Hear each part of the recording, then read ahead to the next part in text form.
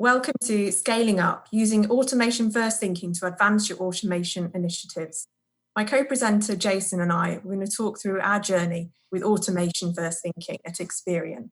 So having established the automation first thinking concept, we thought about how could we expand that out to a wider community than just those people that had been on the workshops.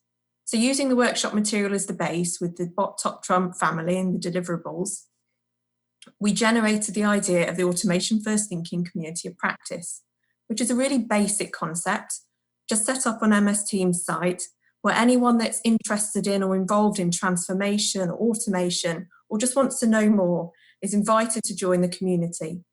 We then have a coordinator team who pulls together content for 6 weekly meetings, where we will invite experts internally to do demos, to talk about new concepts, to share ideas about what they've done, or to just have general discussions about what the options are.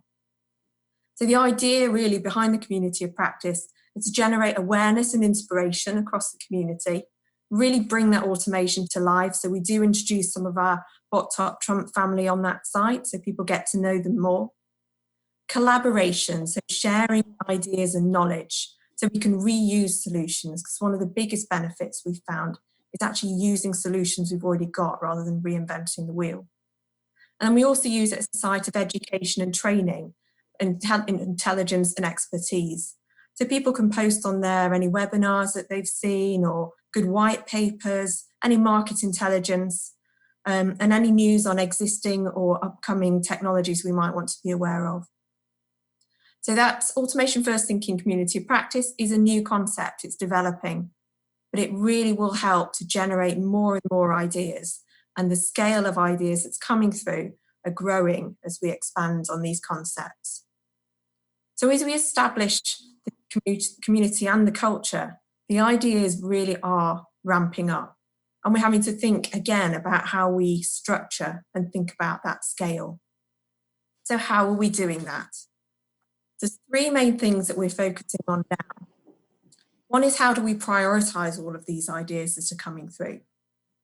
This is where my global process owners come in, and also the Lean Six Sigma Black Belts.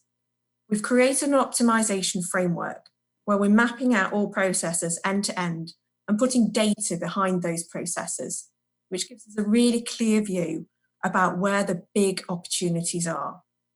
That then enables us to focus on which things we do first and why.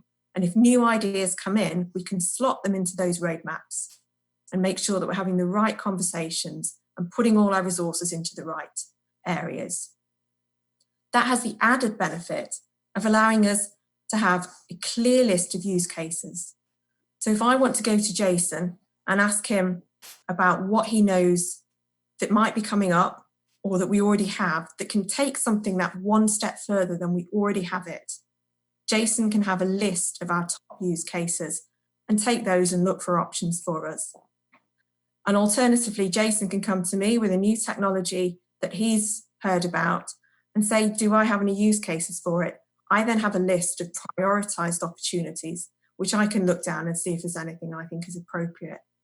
This is a work in progress. We don't have it yet, but it is, hopefully it will be out this year, and we're starting to use it now. We also have that challenge that we've been working on over the recent months about how we balance that scale that we're facing now with keeping the agility that is the real benefit of automation.